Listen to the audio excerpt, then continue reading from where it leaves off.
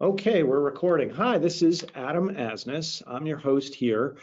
I'm the CEO of Lingoport and founder. I've got some guests with me on the Lingoport side helping me out in case I need it, but they'll probably be mostly quiet. Mainly it's Olivier Liboubon. He's our VP of product development. Todd Flaska may join. He's in charge of sales here. But I'm not 100% sure if he's joining. The real reason I'm here. I'm Oh, here. hi, Todd. Okay, great. The real reason you're here is to hear from AJ Zane. AJ is a engineering manager. He's with a client of ours, Measurabl. Measurabl is enterprise software for managing, sort of like large scale real estate. Think of it as an ERP system for all kinds of asset management, profitability, and the like. So it's a pretty complex system, and that's fairly common for our customer base, that they have fairly complex software and the like. So with that, I'm going to get to our first slide, and we'll get started here. There we go. AJ, instead of me saying, do you have anything to add? Do you want to tell people a little bit more about your role? AJ Zane, nice to meet everyone, and thank you so much for having me. I'm really excited to talk about what we're doing at Measurabl. To add on to what you said, Measurabl is really focused on helping building owners and investors be more sustainable by tracking and hopefully decreasing their carbon footprint. And over the past year, we've been rapidly expanding outside of the US, which is where this project for supporting our app in multiple languages came from that my team worked on. So I'm really looking forward to sharing our experience today. All right, cool. Now, some of this came about because some of the reason for this webinar came about because what happens is, like, across the board, we hear people in localization departments saying, hey, I have trouble reaching the developers in my world, getting them to pay attention or simply cooperating. And sometimes it seems as though expectations and how things are done between localization development aren't well understood on either party's part. We had, sort of a more informal type webinar in December, where we talked a little bit about that and solutions there. That's our Bridging the Gap series. We'll probably return to that next month. And there's nothing you need to do. You'll get email about it when we have it scheduled. But I really kind of wanted to have somebody from the development side speak, not necessarily somebody from the localization side speak. So that's the quick intro to the webinar, why we're doing it, and all that. So with that, I'm going to go with questions for AJ. All right. AJ, when you came into this, can you describe how you were performing software localization? Excuse me. Let me start with now. Sorry, I should read my own slide. Can you describe how you're performing software localization today? Yes. So today we have about 80 engineers on our team working across multiple repositories and working on dozens of branches in each repository every day. So what we have right now, the system is a branch gets created that automatically goes through our handy dandy friend Lingobot, through Lingoport to our translation service, Lingotech, and the translation gets created and it automatically comes back into that branch to get merged and deployed. Awesome. A lot to unpack there. Yes. There are people on this call that may not understand all the terminology. Talked about this at length in past webinars in terms of understanding developers. Very briefly, a repository is, kind of where software developers work. It's their saved work, so to speak. A branch is sort of a copy of that of the code they're working on that they pull off to work on locally, and then would return that to the repository. And Lingobot is a feature of our localizer software. It lets developers actually interact like you would with a chat bot to get translation projects started.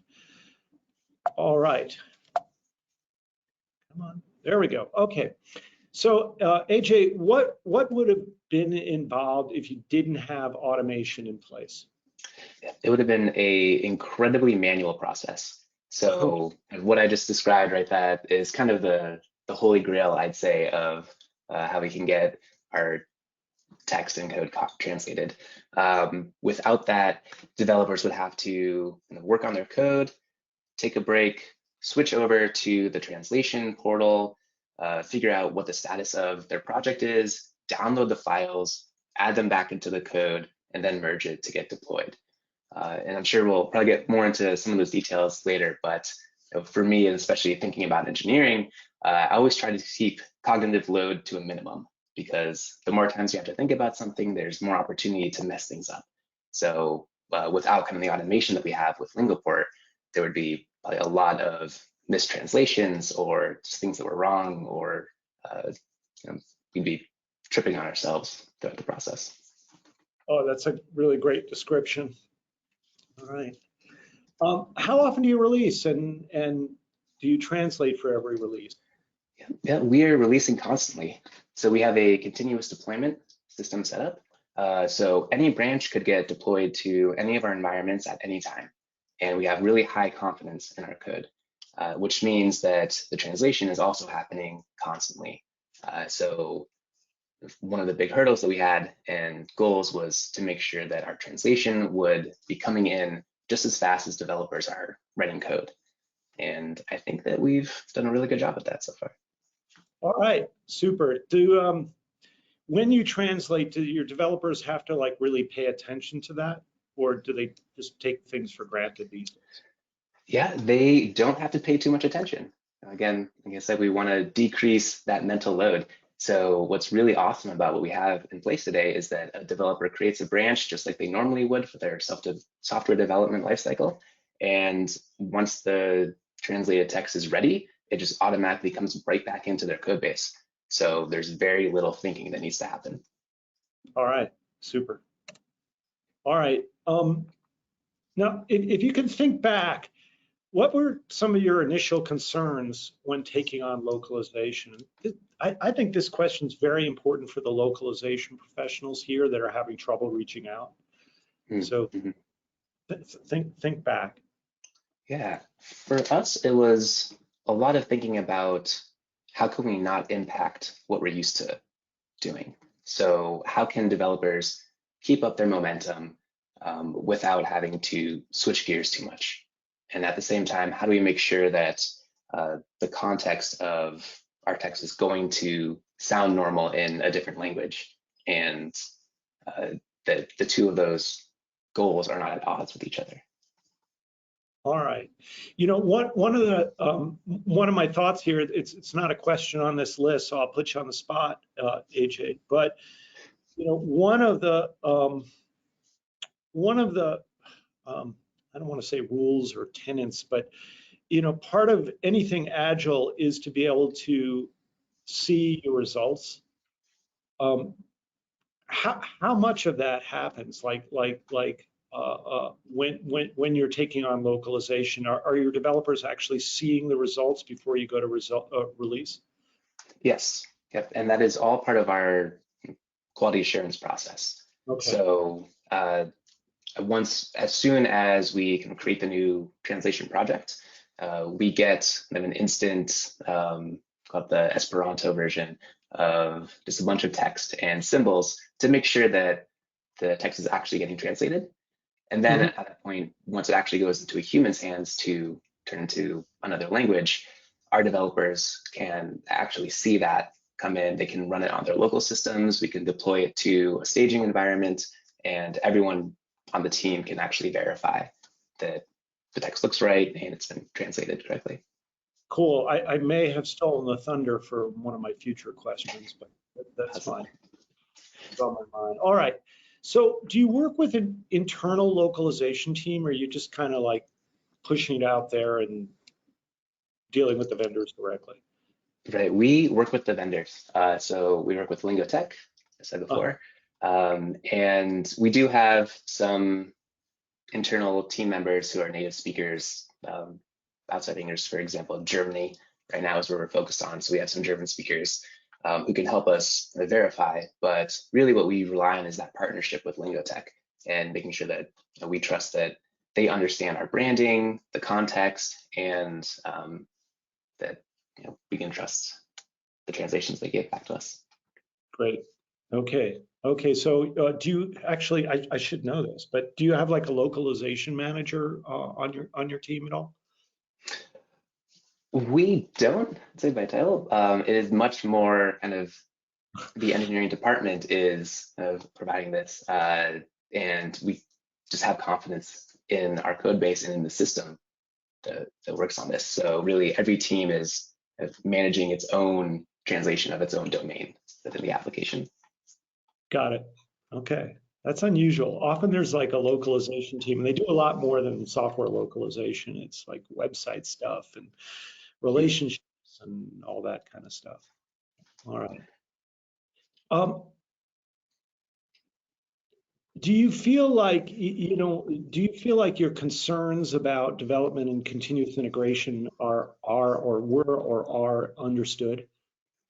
Yes, definitely. I had a couple anecdotes about this that Lingoport provided so much tooling that would have taken us a year, 2 years plus to develop things like Lingobot and the Slack integration. We were able to switch from Bitbucket to GitHub without any engineer really noticing any change in our translation process. So I think that it was really helpful to say, hey, we have all this tooling and we can plug it into our system super easily and not have to be distracted from other initiatives. Do you take advantage of any file transforms?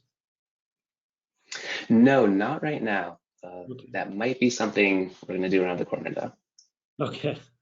For those not in the know, particularly when it comes to JSON and YAML files, it's sort of the Wild West. A lot of different developer teams have different ways of structuring those files, and that can create a problem when you've got an automation system looking for certain types of formats. And so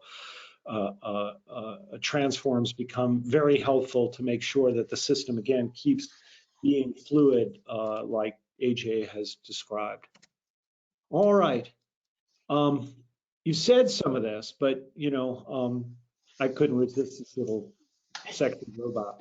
So, what were the features that were particularly attractive to you for a continuous localization solution? Yeah, I think Lingobot, which I kind of imagine is this robot hanging out in Slack with us, was super useful because again, the developers don't have to switch gears. They don't have to go out of their normal IDEs and communication tools to check the progress of the translation or make sure that the project actually got created.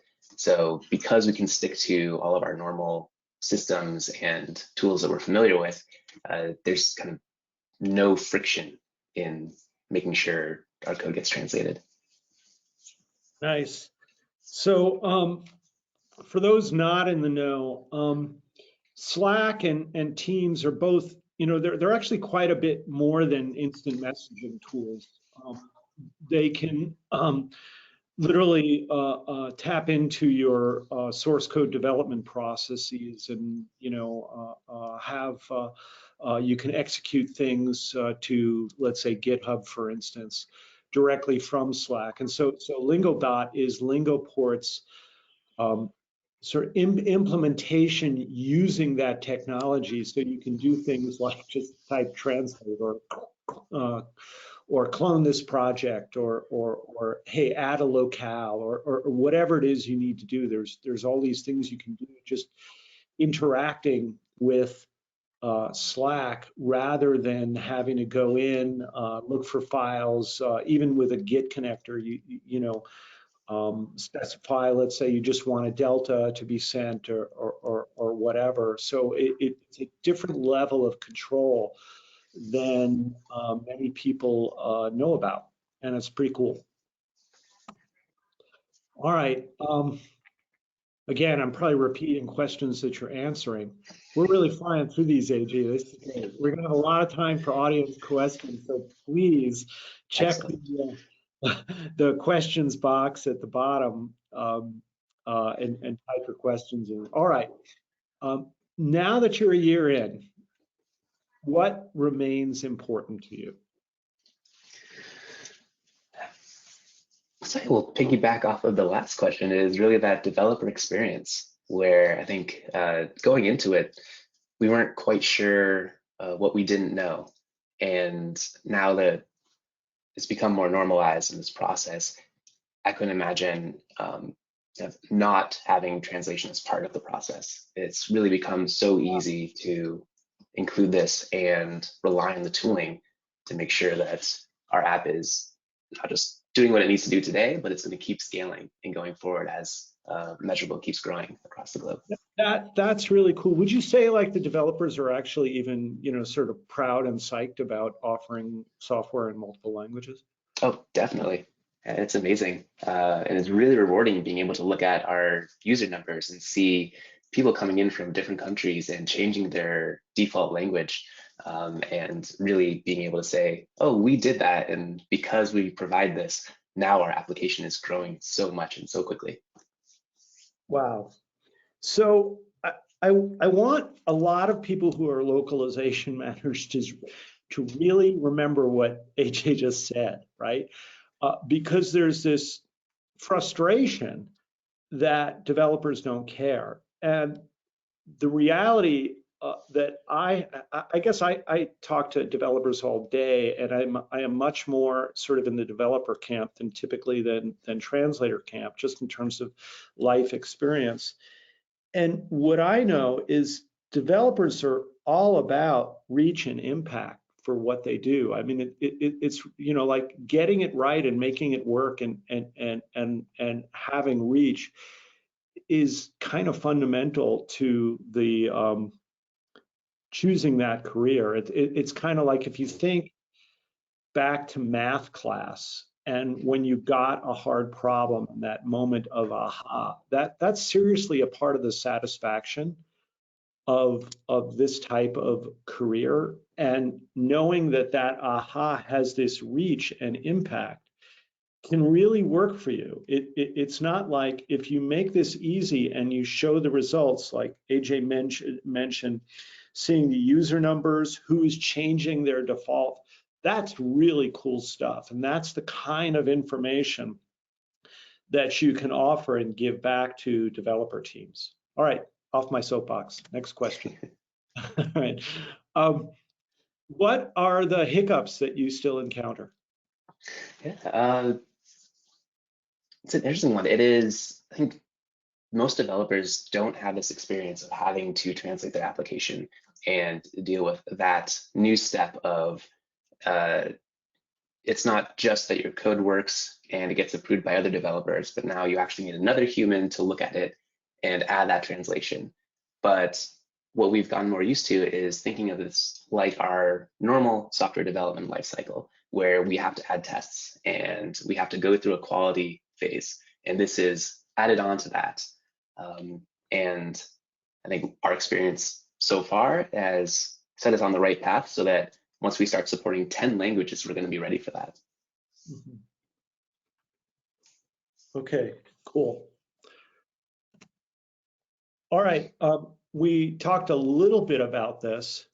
You had, so I'll just read it out loud for the recording. Is there a localization QA process? Can you describe that? So before you talk, you already mentioned running the software in the Esperanto locale. For our listeners, what we're talking about is that we are returning for the developers instantly what's called a pseudo-localized version of the software. So there's an open parentheses, that's the sort of the beginning of the string.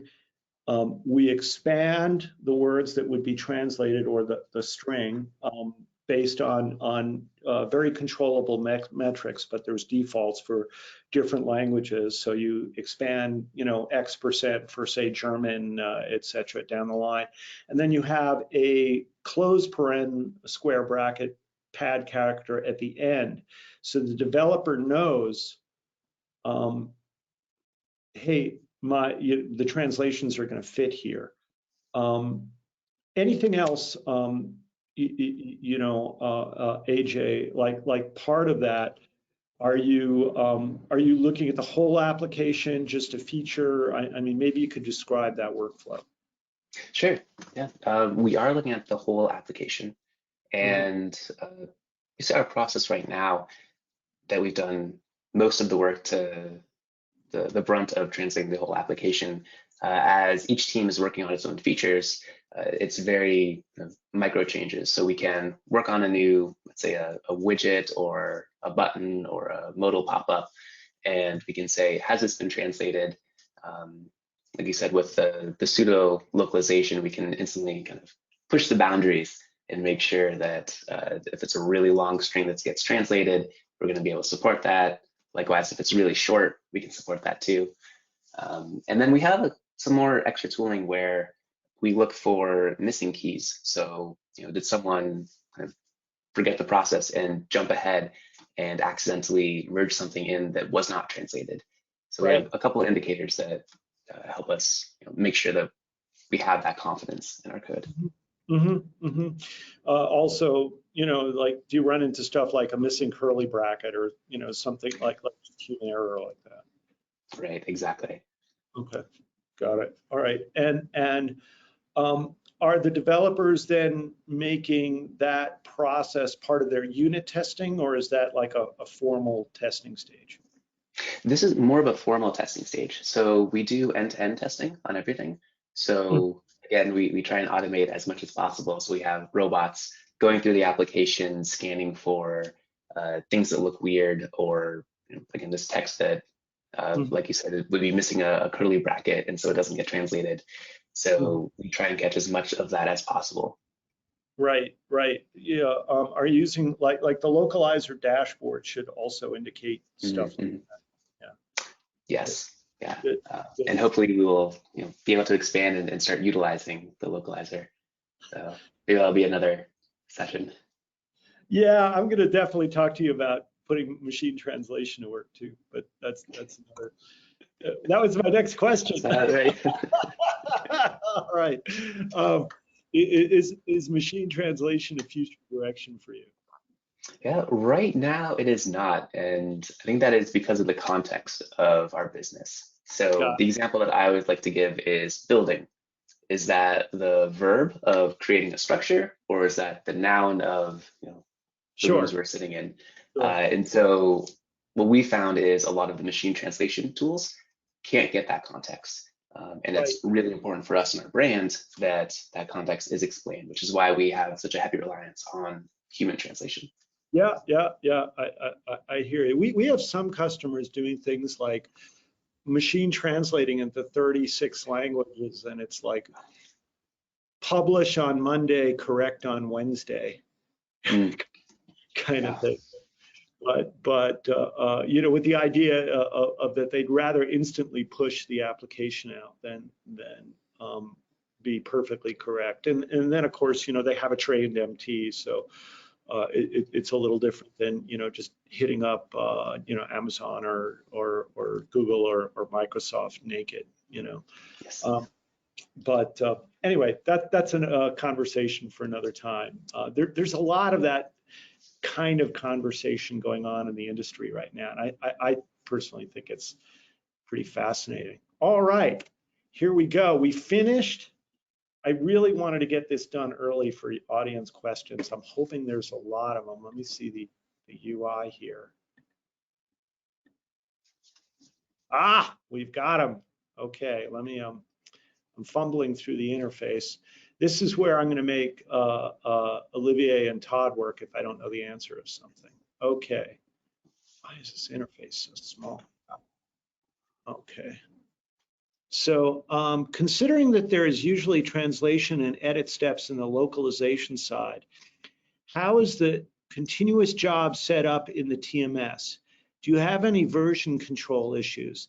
How do you cope figuring out the scope of work when different branches are being pushed for localization at different times of the day, week? Many questions, I know. Oh boy, and that's the magic of some of how our software works, honestly. But AJ, I'll let you take that first, and I'm going to call on Olivier to answer the rest of that.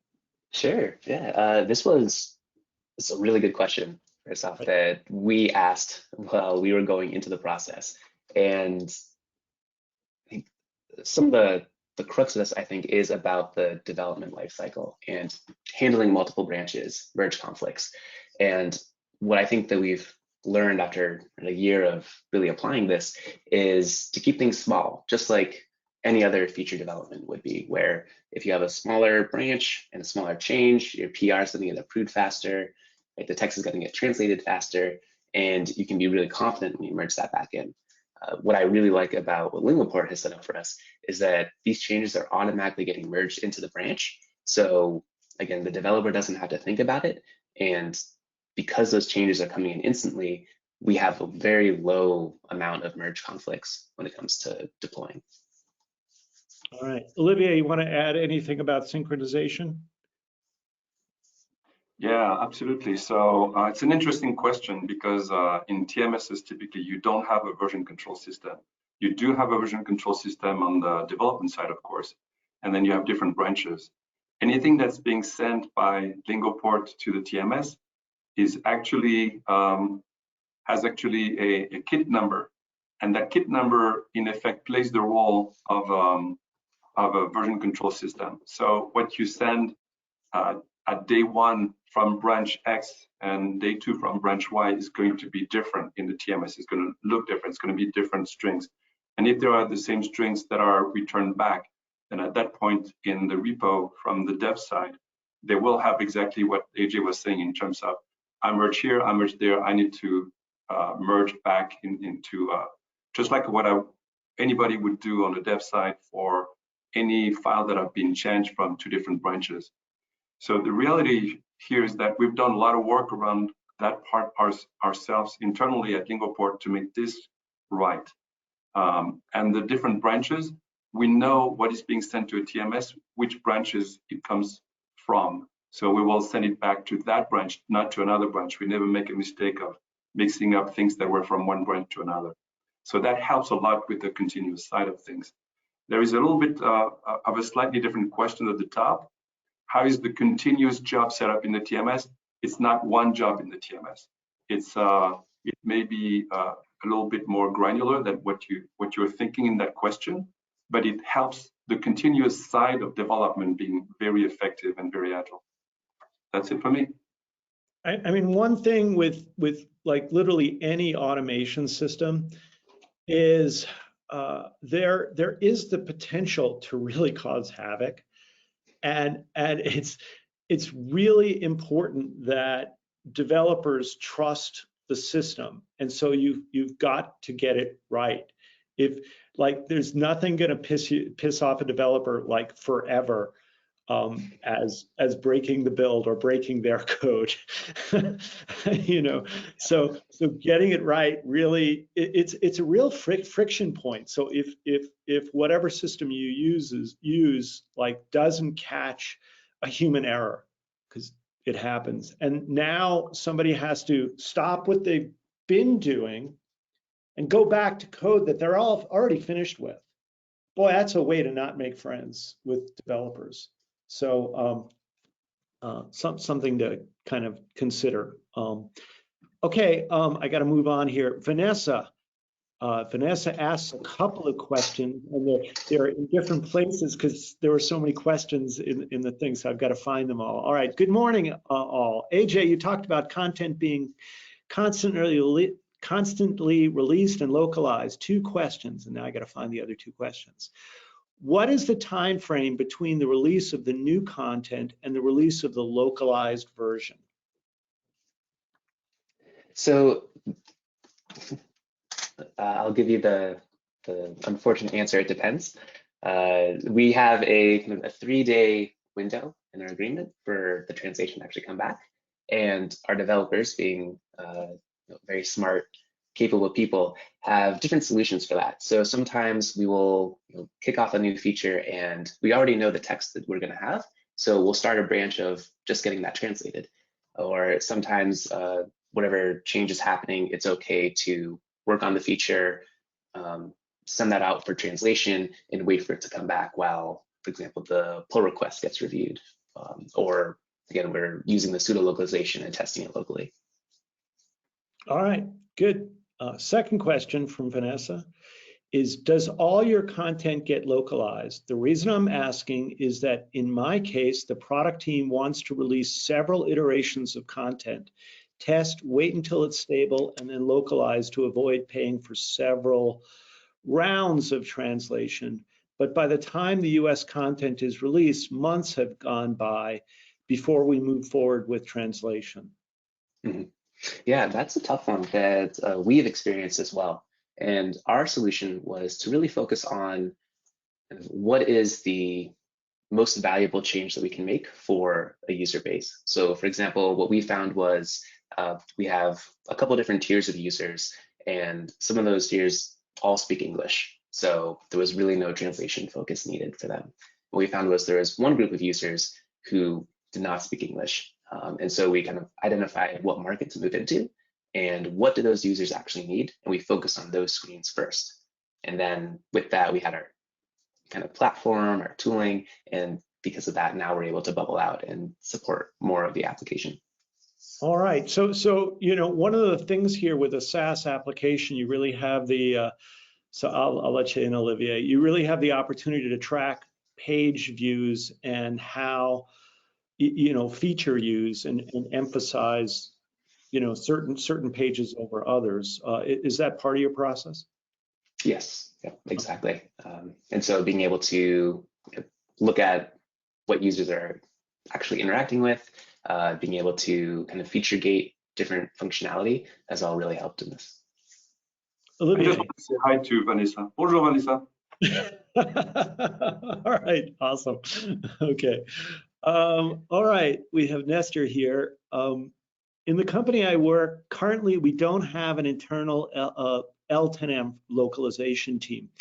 Everything is sent to the vendor. How many people and under which roles do you recommend to have in order to build an internal localization team?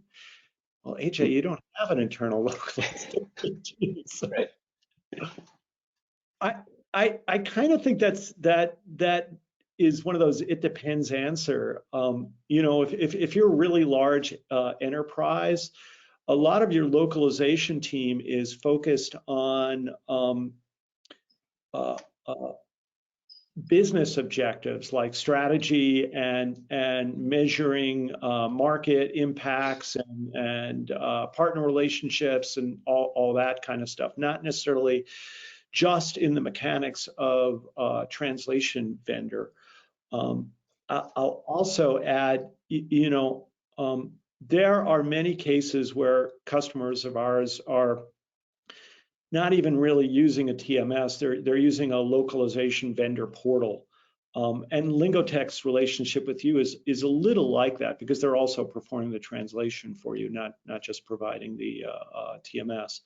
But we do see that where, various, even quite large companies that do localization support actually have their own internal versions of various TMSs and use those internally, and the customer doesn't actually even have the onus of owning it. So you can just push stuff straight to that vendor portal through our software, and that's fine too. How many people? I mean, really, that's probably a conversation to have, not in a webinar, like with questions like, well, tell me about how many products you're supporting, how many development teams, how many distributors you have, what's your sales staff look like, in other countries. I mean, it's like a really big question, but it's a good one, a hard one. Yeah. All right. And if I could add, I'd really like to give a shout out to my team, Daft Punk, who worked on this solution, and Olivier as well, for helping us really push the boundaries of what we could do. And I think what was really awesome about our partnership with Lingoport was that our team of 6 engineers was able to create a platform and tooling system that expanded to an entire department of 80 engineers. And getting that feedback loop and kind of leading the charge was really successful for us. All right. So this next question from Jorn, I'm going to put Jorn on the spot because I'd love for Jorn to be a guest on a future webinar. He's another customer of ours. But anyway, who is doing the linguistic QA? Is this part of the development process? It is not. So again, like I was talking about before around confidence, that with our partner Lingotech, we met and really explained the context. So again, that building is a verb or a noun problem. And so developers are completely hands-off on the content that's getting translated, but in charge of the process of making sure we're translating all of our application. And by the way, we do have a lot of context systems. Like for instance, one of them just, your developers can just be running their own little unit test, and it's automatically collecting context that passes to Lingotech's TMS, for instance, and then the developer actually sees a picture of what they're translating. So it's a little different than QA. Then there actually is a QA product that I know Olivier's probably talked to you about, but all right. Okay, another question here. What's the best approach to engage junior developers with a localization culture? Oh, that's an awesome question. Many of them haven't heard what localization is and how it works. Can I just say that the very first thing a developer learns when they take a software development class is hello world, and it's an embedded string. And then the next lesson they learn is how to concatenate that string. All right, I'll let you take it. Yeah, that's my little joke. Yeah, it's a